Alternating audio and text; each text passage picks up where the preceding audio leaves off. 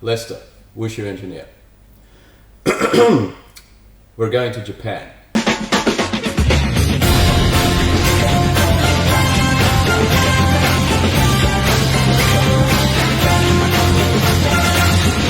The Wushu Scientist has recently received her acceptance to present at this year's International Society of Biomechanics conference to be held in Fukuoka, Japan in July of this year.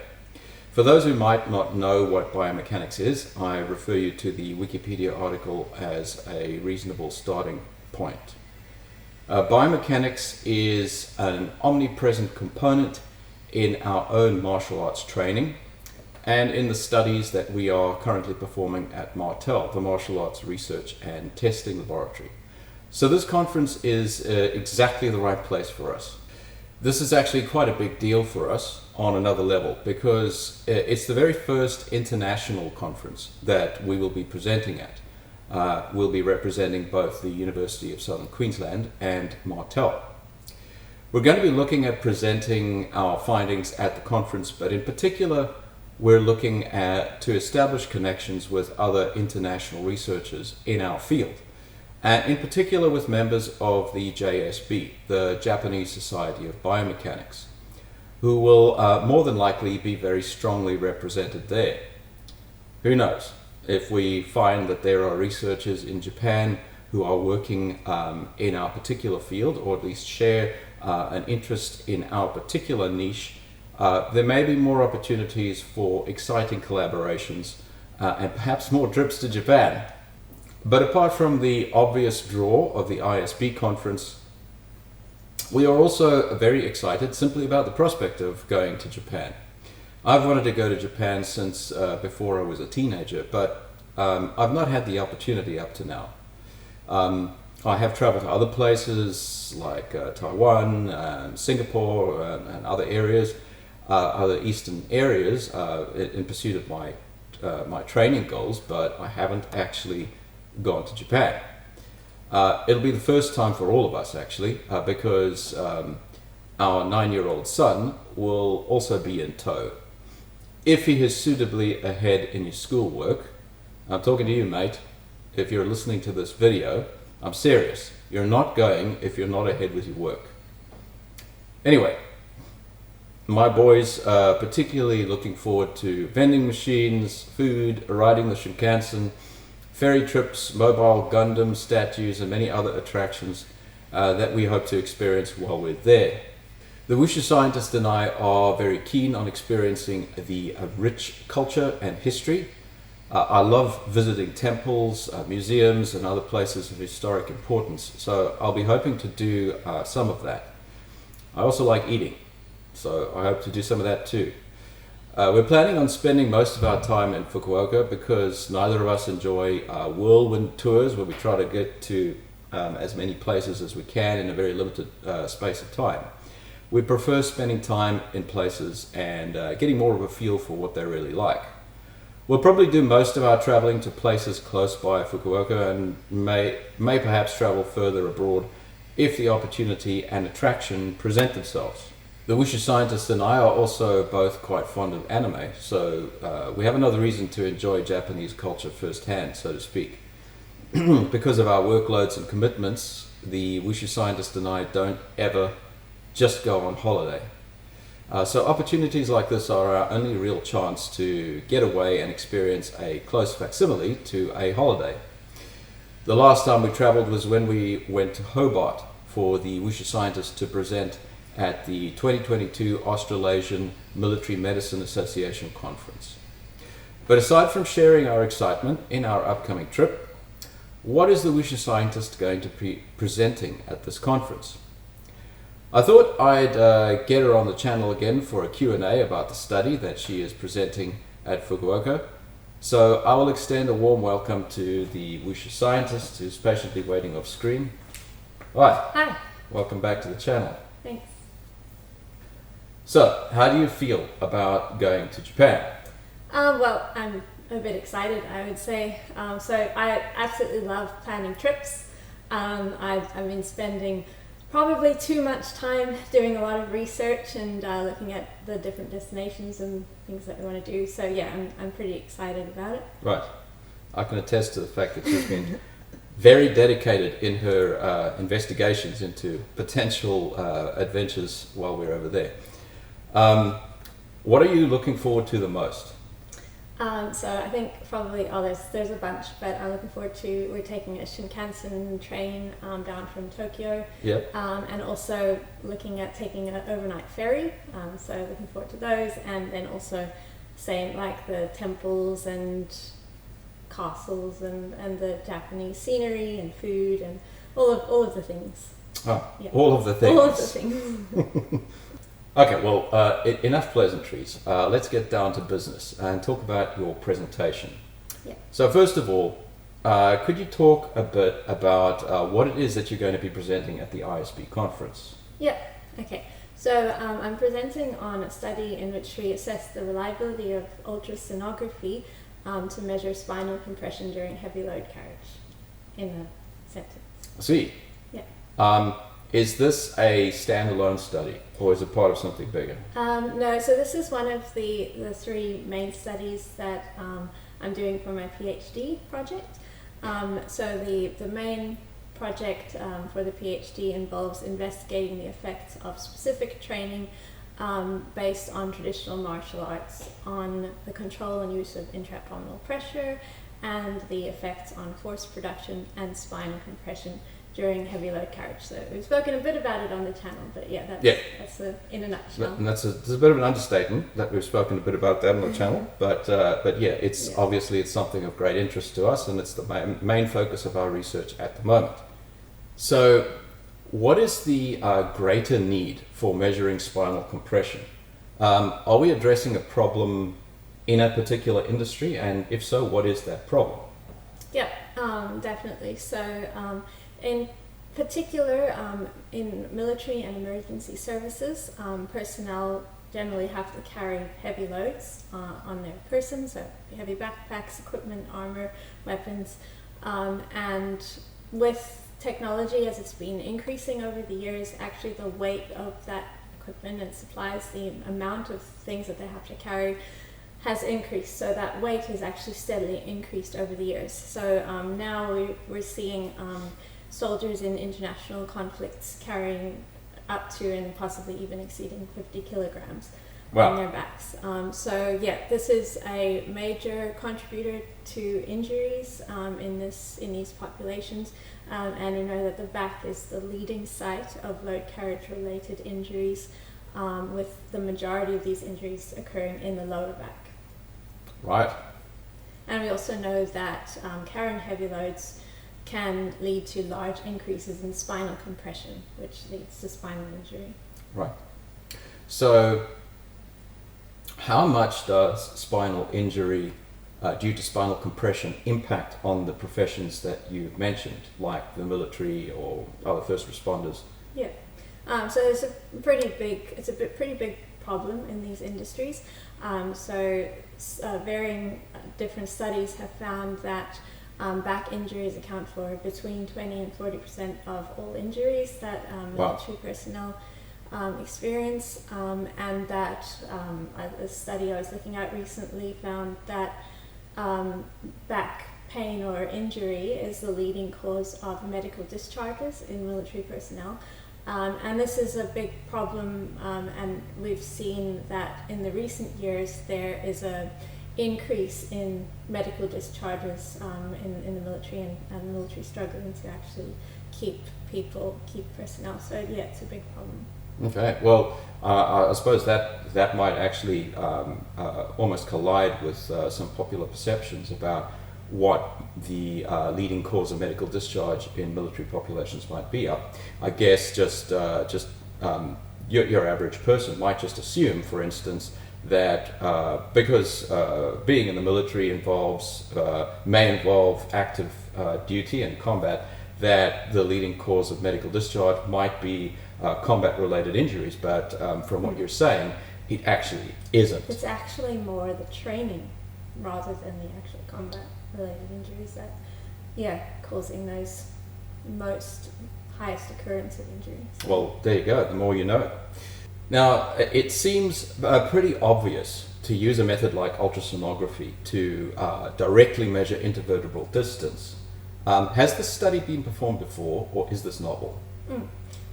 So some studies have used ultrasonography to measure distances between vertebrae, but to my knowledge, all of these have been performed on people while they're lying down. So our study, we're the first to actually look at measuring this while people are standing, and also the first to measure and track that compression that occurs when someone is wearing a heavy load as well.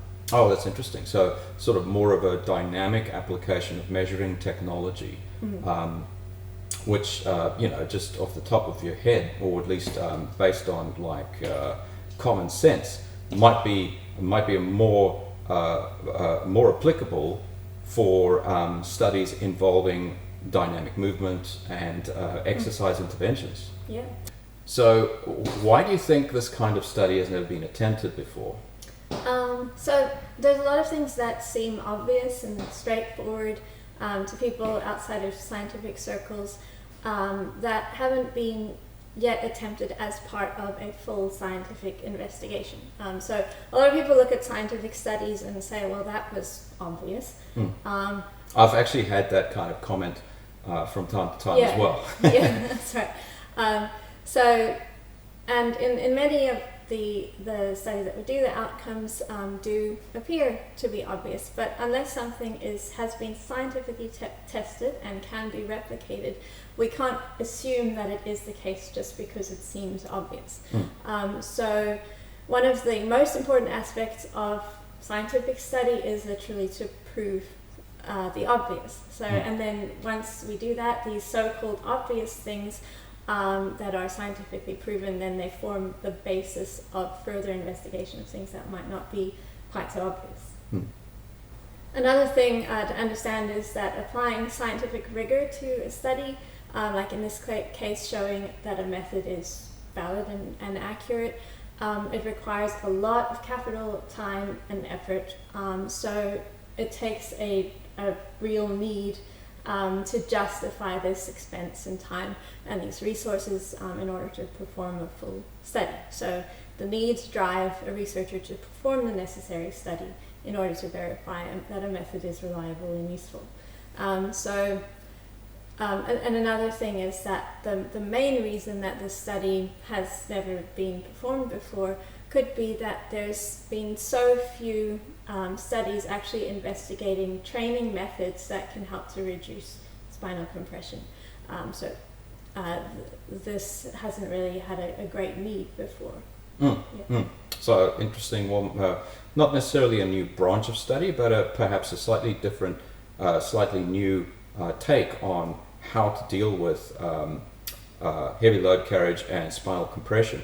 And as far as the cost of scientific research is concerned, our bank balance can attest to exactly how costly it can be. Obviously, we've received some financial aid from the university as a result of the study, but the long and the short of it is that a great percentage of the study is actually being funded by us personally, and it's probably going to be that way for the future as well, where many of the studies that we perform are actually going to be essentially self-funded. And it's expensive. That's just the nature of the beast. Now, you mentioned a very real need. What is the need in this case, and why did it justify this study? In other words, what is this particular study's importance in the greater scheme of your main PhD study? Yeah, well, so as I mentioned earlier, one of the main questions being investigated in the study is whether this training program, based on traditional Kung Fu training principles, can reduce spinal compression under load. So we needed a very direct, accurate and reliable method to measure this, to determine whether this is actually working or not. So we needed a method that could be used while the participants are standing, while they're wearing a load, and that can be used quickly, straight after exercise, like treadmill walking with a heavy load. So these criteria meant that a lot of other more established methods weren't relevant in this, or usable in our case. So again, another example of necessity driving innovation or invention in this case.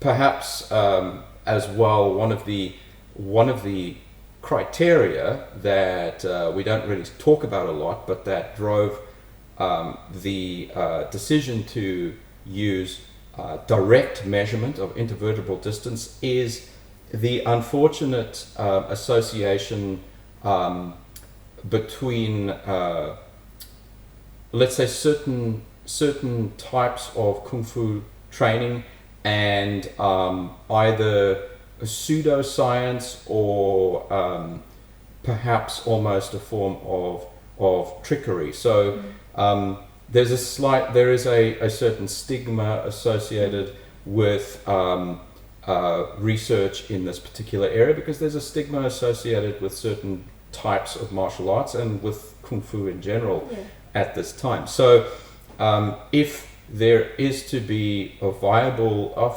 viable results that come out of this study, there have to be perhaps more ironclad than studies into more popular or conventional or more sort of mainstream sports and martial arts. Yeah, they're exposed to a bit more scrutiny, I think. Yeah, and that's actually quite fine. We value heavy levels of scrutiny, because any kind of scientific research and any results that come from that must be able to stand up to rigorous review and peer review, and also they must be completely replicable as well. Yeah. Otherwise, the results are useless. Yeah. And what we're interested in is providing useful results from useful training programs, useful interventions, useful methods of measurement that are going to push our understanding of sports science, but in particular in our niche of martial arts training, to new levels. Yeah, that's right, and kind of push the scientific community in that direction as well. Expanding. Perhaps maybe almost encourage the scientific community to investigate these areas that in the past might have been associated with certain stigmas of, at best, showmanship, at worst, trickery. Now, as you've explained, the need in this case was very specific to our main PhD study, but are there any other uses for this ultrasonography method of measuring spinal compression? How could this impact sports science in general, and could this stimulate more study into direct exercise interventions to reduce spinal compression? Yeah, definitely. I think having such a relatively quick, easy, versatile method of measuring spinal compression in real time could open up a lot of other investigations in the future, maybe things that people haven't thought about yet. So it could be further investigations into other methods of training. We could also be investigating different types of lifting techniques in occupations, could be investigating new technologies that are developed in order to reduce spinal compression. So yeah, it could open the door to a lot of different investigations. A lot more sort of dynamic measurement and dynamic interventions. Very exciting. So I think we've already sort of addressed this in a somewhat in terms of talking about the stigma that might be associated with either showmanship or deception in certain martial arts, and why that stimulated us, or at least motivated us, to ensure that our results were very, very, very clear and essentially ironclad. But you did say that there's a very real need for direct measurement. Were there other simpler ways of determining spinal compression that could have been used in this case, Were there other reasons that they were abandoned in favor of the application of ultrasonography to directly measure intervertebral distance?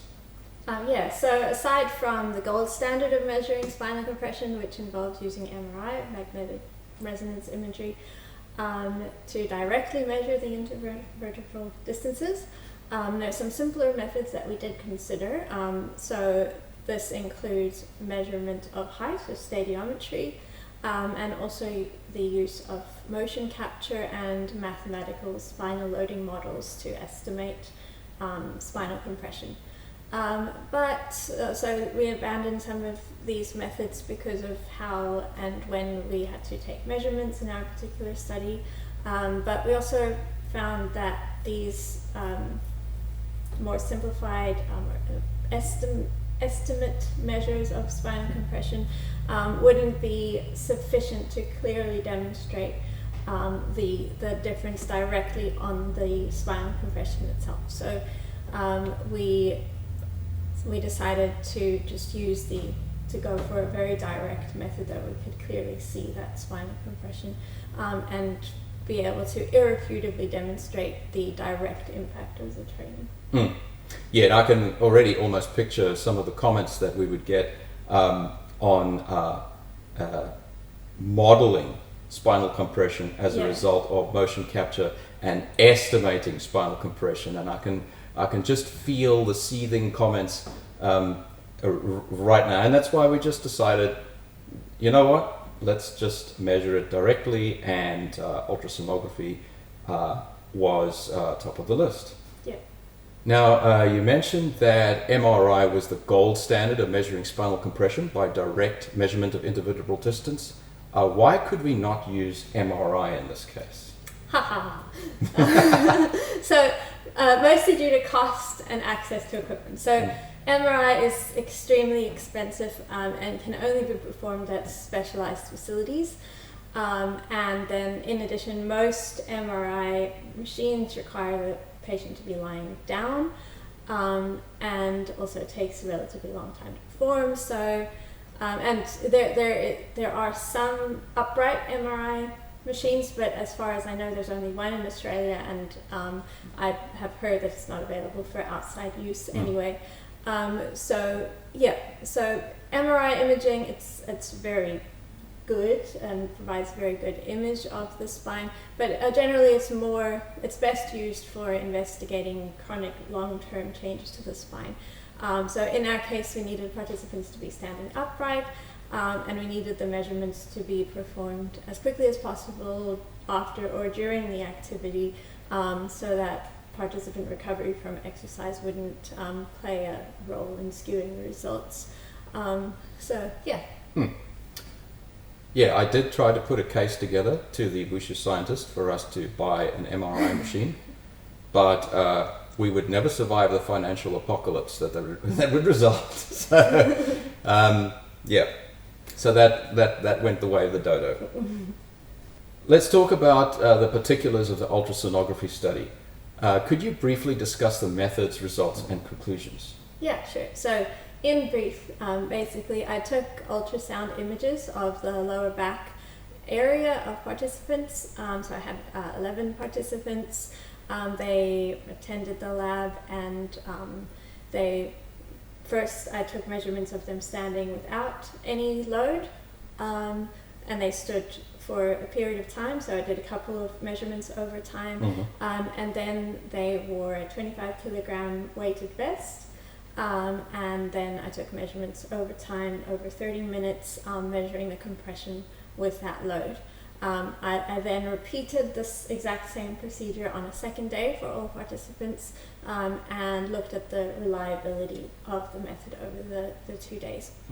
And we found that the method had good to excellent reliability, and then we also found that the distances between most of the lumbar vertebrae were significantly reduced after standing with a heavy load. So we could see that the method was reliable, and that the method also accurately showed that compression that occurs under heavy load. Yeah, so just just quickly for my viewers who might not have been able to visualize this, that reducing intervertebral distance, so if my fists are sort of representative of the vertebra, is that over time, with that 25 kilogram weighted vest on, the vertebra literally squash closer together by a certain amount, which is actually directly measurable using ultrasonography over time. And over time, that distance between them just reduces and reduces as they get squashed closer and closer together. So a little bit grisly, but that's what's happening actually in between the vertebra. That's right, and this happens all the time. So our spine does compress and extend as we're doing different things. The big issue with the heavy load carriage is that compression occurring over long periods of time, or when people have to do active tasks moving in different ways, that's when the injuries start to happen. Right. Yeah. So the participants that were involved in the study came from a variety of walks of life. However, there were a few of the participants that were actually students at our particular martial arts school, and were thus exposed to some of the training principles that form the basis of the main PhD study. Although the focus of the ultrasound study was on the reliability of that method, were any differences noted between our martial arts students who participated and the other participants? Yes, but as you say, this was not the focus of the study, and the sample size was very small, so only a few of the students that took part, so we have to take these results with caution. But we were able to make some comparisons, and we did find, which was quite unexpected in the study, that our martial arts students had significantly less compression than the other participants after standing with the heavy load for 30 minutes. So this was quite an exciting discovery, but we need to conduct a dedicated cross-sectional study comparing trained and untrained participants to verify these initial results. Yeah, and this is one of the fundamentals of scientific research, is that you can't just jump to conclusions like that. Although a statistical analysis was performed on that, and the results are statistically significant, it's not something that you can jump to a conclusion about. So it is something that needs to be studied separately, with the study focused and essentially engineered to eliminate as many variables as possible and to address that particular component. Yeah. So at this stage, the main study is still underway, and thus we cannot speak with any authority on this unexpected result from the ultrasound study, due to the factors that we've already mentioned. Yeah. Nonetheless, it is an interesting result and possible confirmation that the training can have a measurable impact on reducing spinal compression. Although not performed under stringent scientific controls and as part of any kind of real study, we did actually perform some basic impromptu tests, during which we used ultrasonography to measure my spinal compression while under a 60 kilogram load. And that I actually posted on a previous video, which you can check out for yourself for context to this discussion. But were there any interesting results from that test? Yeah, so that was really interesting. So we found in that test that you were able to consciously expand and contract your spine using Qigong while holding 60 kilograms, which is more than twice the weight that we used in the study. And it was quite a large amount of movement that we saw in the spine. So that was really interesting. So in this earlier video, I demonstrated my learnt ability to use internal control to expand and contract the distance between my vertebra while under a 60 kilogram load.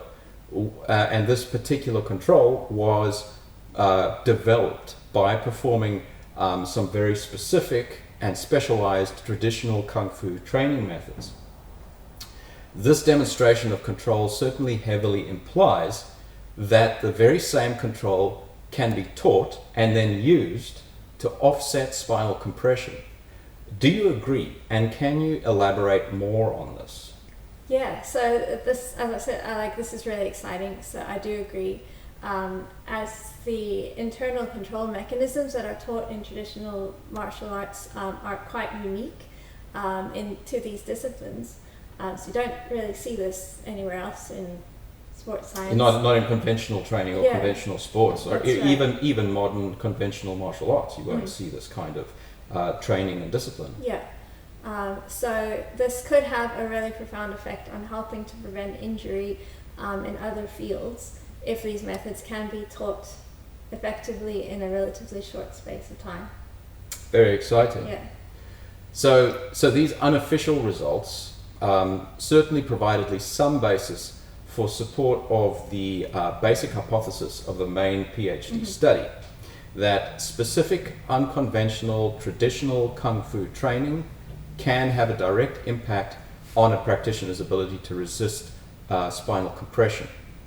So, where to now? Can you give us an idea of what remains to be done for the main PhD study? Yep, so at the moment we've completed testing for the first two studies now. Just finished the second study. Maybe we can have a chat about the results of that one at some stage on Absolutely, the channel. I'm sure my viewers would be very interested in hearing that. Yeah, so I'm just busy working on the data analysis for that at the moment. And we're getting ready to start on the big study, which is looking at the effects of a 12-week training intervention on spinal compression, force production, heavy load carriage performance, and pelvic floor function in 2 different groups of participants. So we're going to be busy with this basically for the rest of the year. We're going to be running 2 12-week interventions back to back with pre and post intervention testing for each one. Yeah. It's quite an incredible amount of work left to do. Yeah.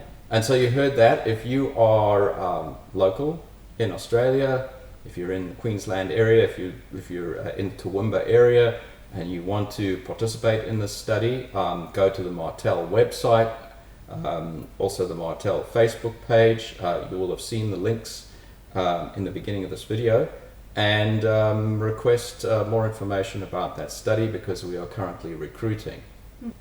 Well, thank you for coming on the channel again to give us a lowdown on the upcoming presentation at the ISB conference in Japan. And a big thank you to my regular viewers for their support. It really helps to know that you guys are interested in what we're doing and appreciate my videos. Well, I hope you all enjoyed this video, and we'll see you all again next time. Cheers. Cheers.